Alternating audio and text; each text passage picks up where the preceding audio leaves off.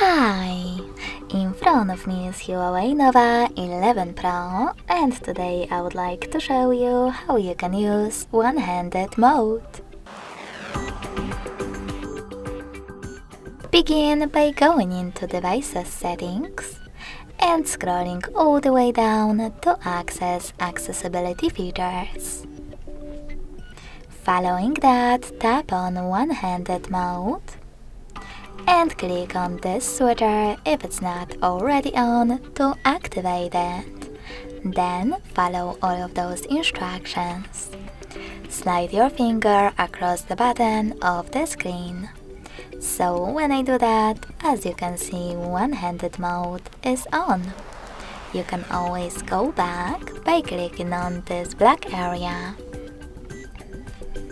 If you wish to change placement of it, just swipe in the other direction.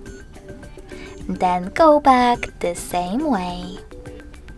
Lastly, to disable one-handed mode completely, select the same no blue switcher next to it. Thanks so much for watching. If you enjoyed this video, don't forget to leave a like, comment and subscribe. Bye!